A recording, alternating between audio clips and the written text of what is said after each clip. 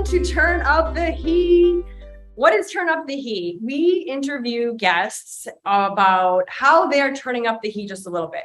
How are they raising the bar a little bit, maybe stepping out of their comfort zone a little bit more, doing just a little bit more for exponential results. We also celebrate our guests and talk to them about what kind of mental demons they have, because we know that we all have them, and how are they conquering those mental demons, whether it's in training, in sport, in races, or in life. So today I have with us Gino. Gino is the most muscular, strongest ultra obstacle course racer that I know. So I knew I needed to bring him onto our show today. And he's also my friend. So always fun to have a little chat. So Gino has done over 100 obstacle course races. He's also done 47 Spartans. And Gino has been known to bench over 400 pounds recently. He'll talk about a little bit when it's in season. He only benches like a little under 400 pounds when they're in season, but like when it's not in season, he's benching over 400 pounds and also deadlifting 600 plus, but it's in season now. So he's only deadlifting about 500 or so only. So we're going to talk a little bit about that. And just one other little fun fact about Gino is that sometimes when he gets sick of eating his chicken and oatmeal, he blends it and drinks it. Yummy. Do you love that? Is it one of your favorite meals? Not blended. No, but sometimes you just got to do what you got to do. After a while, you just get sick of the consistency and you just gotta choke it down. Exactly. And Gino lives by never give up and have no fear. So let's get into it, Gino. All right. So one of the ways that I became really impressed with Ginos Story was just on his social media. I happened to notice a post that he had, and he has a before life and an after, before life and after life. Okay. And so I'm going to let you get into that a little bit. Gino isn't lucky. He doesn't have great, it's not because he has great genetics. He has worked very hard to be strong and fit and be able to go out there and run 30 plus miles on these Spartan obstacle course races and do really well and still be able to stand here healthy as can be and be able to have this conversation with us. So can you share with us about what happened that made you flip that switch? So back when I was in high school, I was pretty athletic for my size. At the time in high school, I was over 300 pounds. Went to college, played football, indoor and outdoor track at a small Division I school in New Jersey. Some people may know of the school, the Cinderella story of St. Peter's College in the NCAA tournament this year. That's where I had gone. I was recruited as a defensive tackle. A lot of people on the offensive line ended up getting hurt. And my coach is like, "Oh, you played defensive tackle, you played offensive guard in high school, right?" I'm like, "Yeah." So to be a team player, I converted myself to an offensive guard, and I would never, all I could do was run 10, 20 yards, just a quick explosion, and that's all my body was ever built for. And running a mile was just probably the worst thing that I could ever possibly imagine at that size. And then after I graduated from college, I was on blood pressure medication, cholesterol pills. I was only 21 years old. I'm like, I don't need to be 320 pounds anymore. I just needed to get healthy for myself and for my family. And if I wanted to have any bit of a future, I needed to drop the weight as fast as I could. And I ended up eating chicken and broccoli for probably a solid 9 months. And I dropped a little over 100 pounds. And then somebody asked me to do a Spartan race. And then I was very reluctant. I didn't think crawling through the mud or like climbing up a rope would be anything that I would be interested in. And then here I am 10 years later, and it's probably my favorite thing in the world to do at the moment. Yeah. Awesome.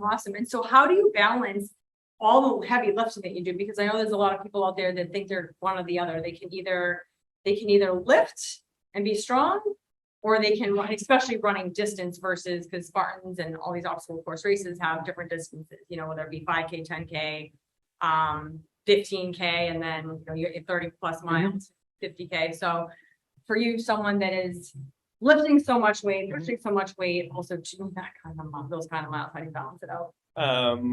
I tend to lift really heavy, like after the Spartan race in November at Fenway Park. That's usually my last race. And then my first race is until April, when I run the Ultra in New Jersey. And I use those 5 months, 6 months or so to really lift. I get my weight back up to about 220, 225 pounds. And then maybe a few weeks before the Ultra, I kind of scale back on my lifting and just go at it from there. And I just change my diet up a little bit. And I just really try to lean down a little bit. This year, I really didn't get to my ideal goal weight before the Ultra, but I went into the Ultra at about 218, 19 pounds or so. So when you drop weight, because I know everyone's probably thinking this, and I certainly am, is like when you drop weight, Mhm. a lot of people, when they're gonna go do these types of events, they're like, all right, but I need to drop 20 pounds and it'll be easier. So are you finding that by dropping weight, you're sacrificing strength on the obstacle course? Very much so, but I mean, when it comes to strength, I mean, there's really not much that I need the strength for on the obstacle course besides maybe the Hoist and the Atlas Stone and The rope, you're climbing up. oh, that climbing rope, up the rope. But yeah, I have very poor technique with the rope, so I end up using just my arms. Anyway, because I haven't really grasped the concept of the hook right? yet. Of the hook, yeah. But- Oh, I rely on that hook. But the Hercules hoist is probably my favorite obstacle, and I just kind of rip through that. Okay. Yeah. So how about leading up to a race?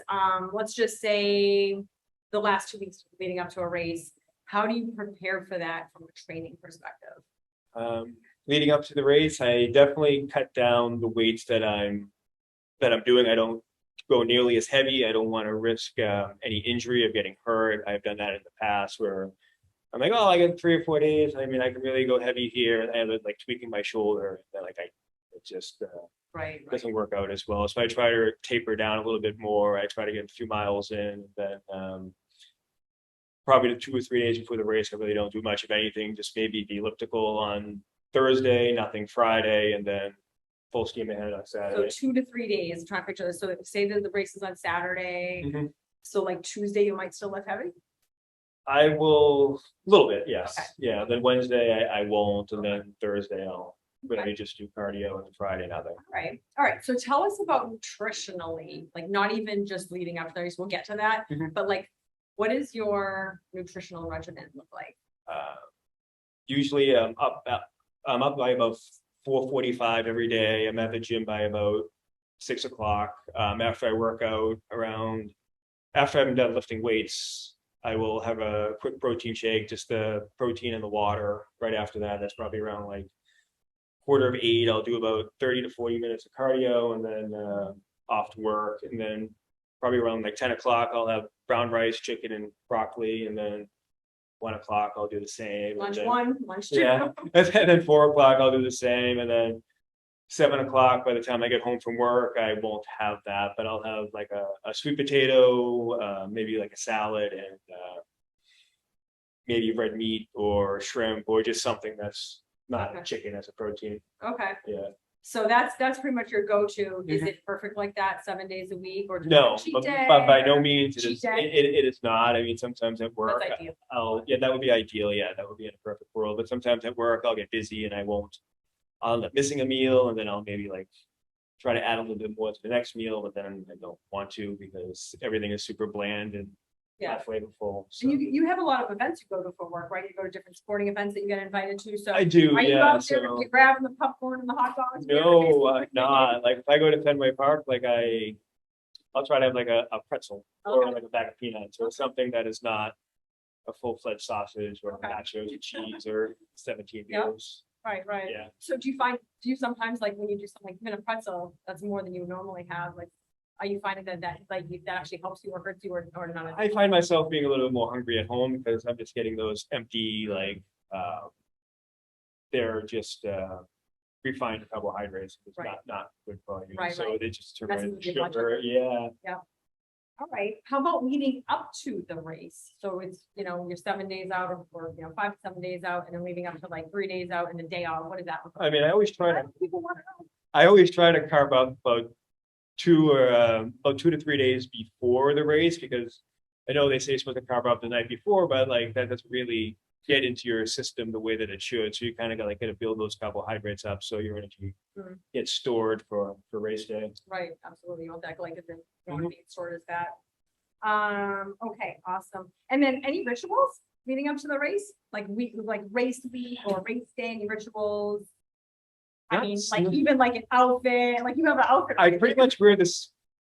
Well, during the ultras, I wear the same exact long sleeve Under Armour shirt that I've always worn, and like there is actually So how many years now are we talking? Same shirt? probably like 5. Yeah, Wow. going out with the ultras. Yeah. Awesome. We won't get into it, but you must use some like great detergent if you're still using the same shirt 5 years later. Yeah, just It works. It's Arm and Hammer. There you go. That's it. There you go. Laundry tip. All right. Cool. Okay. How about as far as like mental demons? I love talking about the mental demons that we have, whether it's during training. I know I get them even during training in preparation for an event. Mhm. And then we'll get into like while you're on the course, what might go through your mind that might feel like a mental demon, and like how do you conquer those things? Well, my mental demons have always been I've always been that fat kid who always got picked on or bullied, or I was never the fastest or anything like that. So that I just do it for myself, just to prove everybody wrong. Like even going to college and getting a scholarship to go play football and track, like I never made the all-star teams in high school. Like I was never made team captain.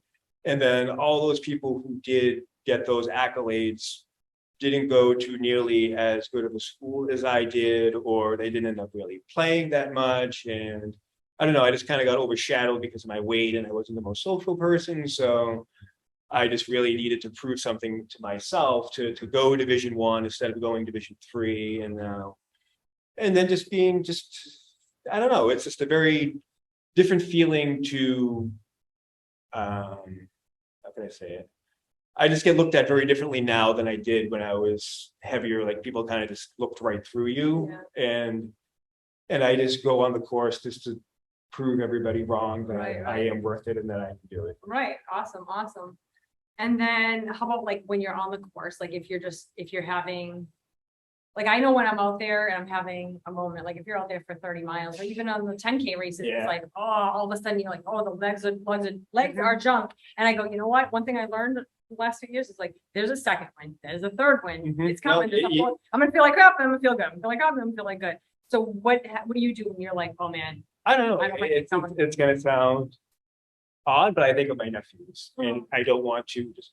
oh, that's so sweet. Whatever it takes, right? I think everybody needs to have a why, like for training, for having tenacity, and then for, just that persistence on the course itself on race day, or event day. So that's really cool.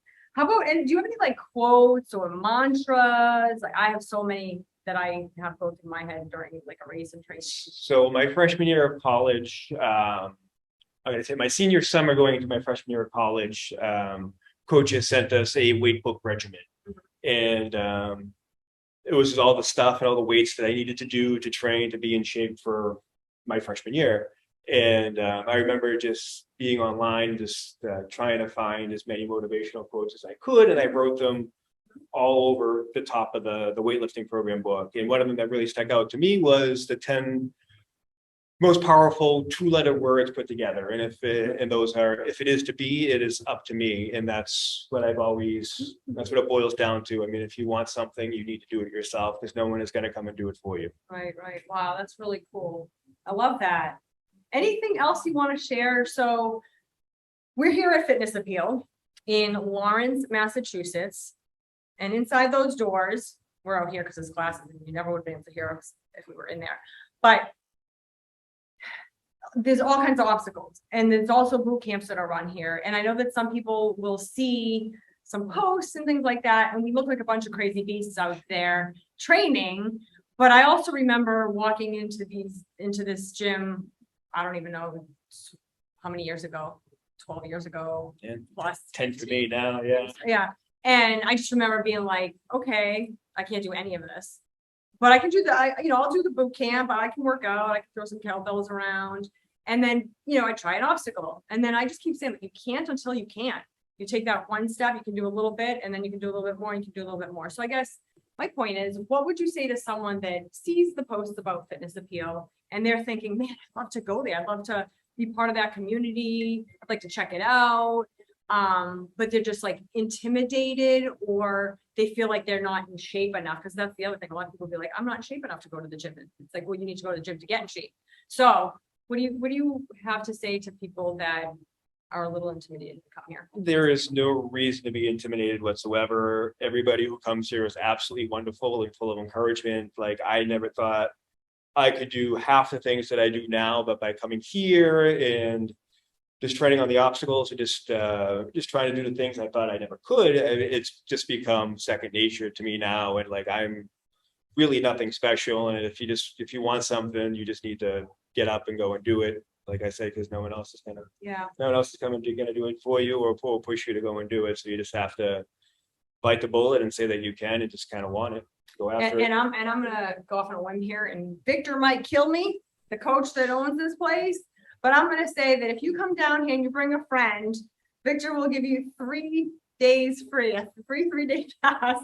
Bring a friend, get out of your comfort zone a little bit together. And Raquel runs classes, and those are like step classes, more aerobic, some toning. And then Victor and Mark are amazing coaches, very hands-on, will hold your hand as little as much as you want.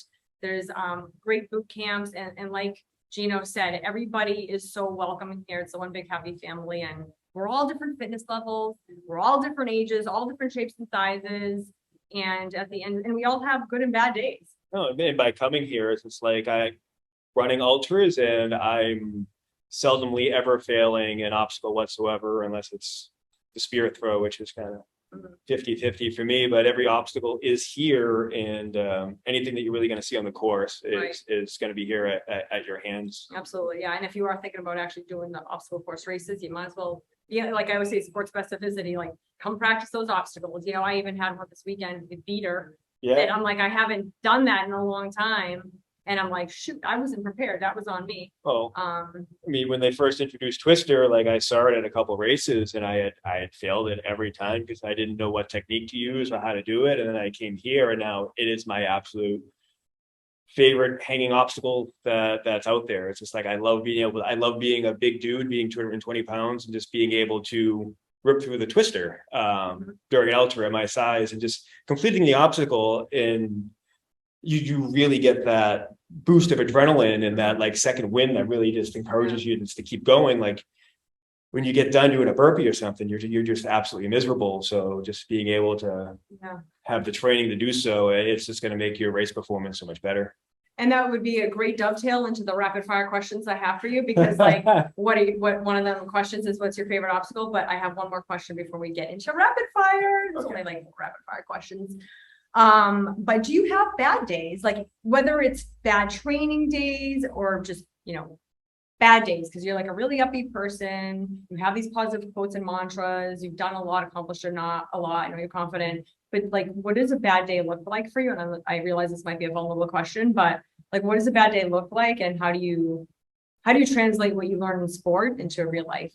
Not that sport isn't real life, but into other pillars of life.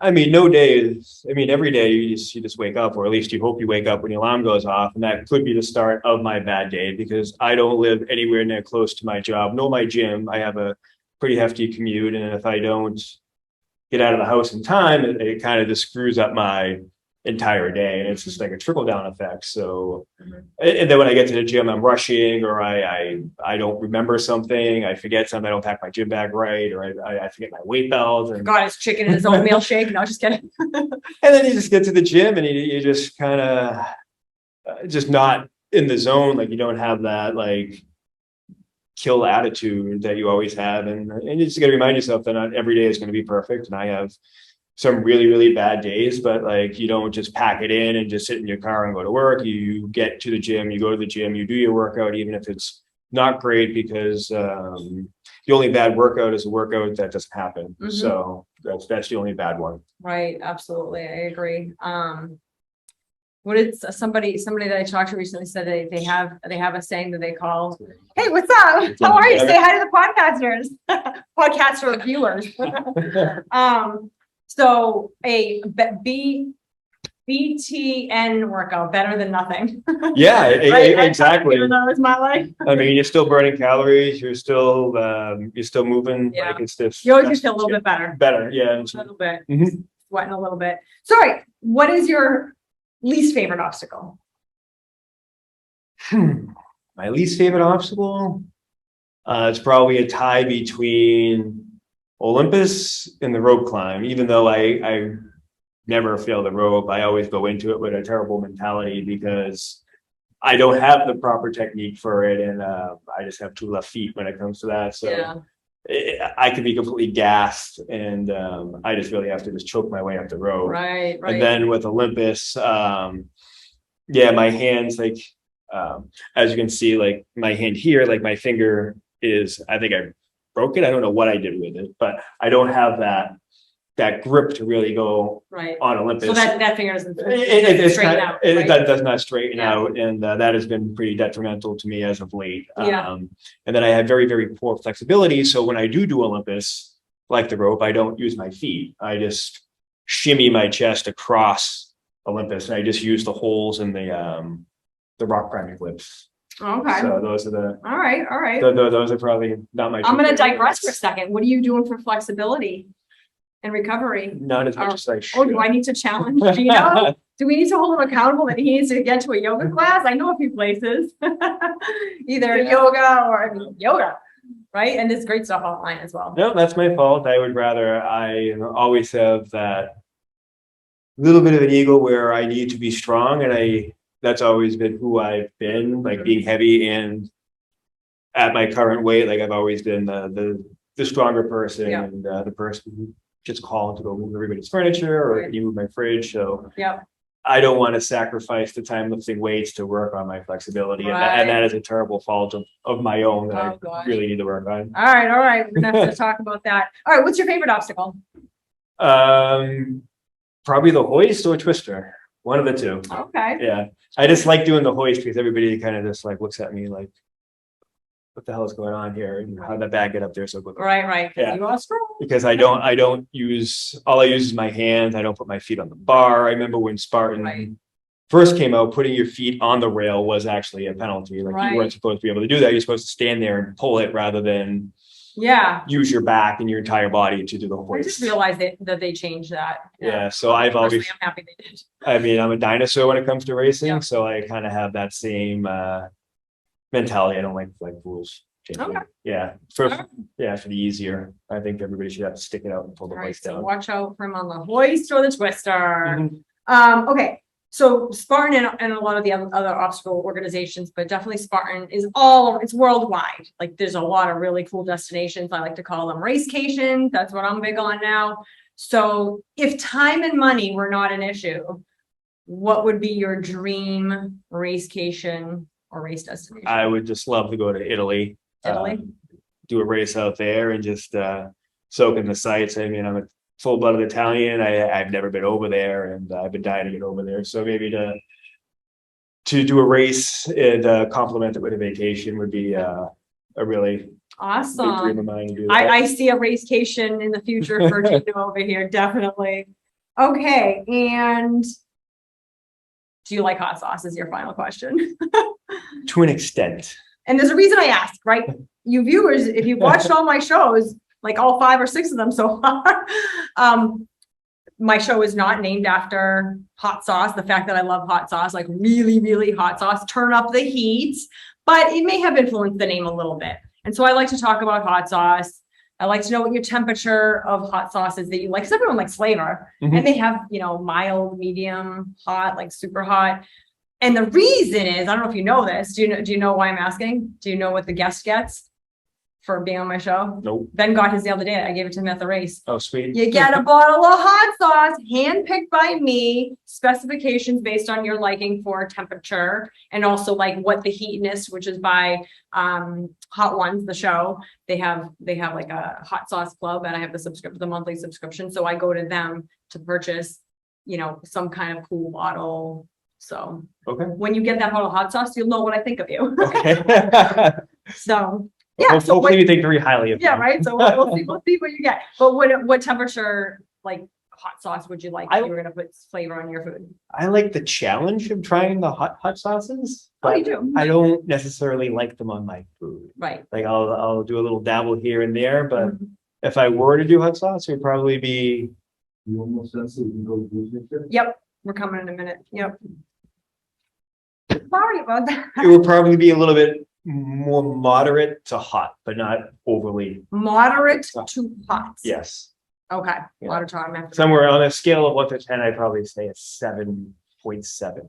Someplace- Okay, cool. 7.7. I can, that's easy. Okay. Numbers, I can work with numbers. That Got it. makes it really easy for me. Less decisions to make. And I like that. So listen, thank you, Gino, for being on the show. Well, I thank you hope for you having all me. learned something. You guys out there that are feeling like you want to go out and do some kind of audacious event like an obstacle course race or a Spartan, but you're afraid you're gonna sacrifice muscle mass. That is not the case. And I hope you all learned some tips, but I always like to leave you with a call to action. So please, in the comments, put, you know, either some muscles or just share with us as much as you'd like what you learned today. What was the epiphany? Maybe it was a quote you liked, something you learned from Gino, and how you're going to implement that now, because the time is now. And I just encourage you all to go turn up the heat and thrive in life. Don't just survive.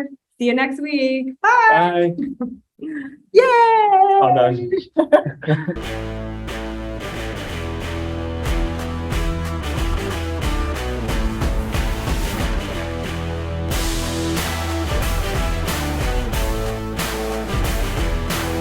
I got a hunger, I gotta feed my soul. The gates are open, so release the bulls.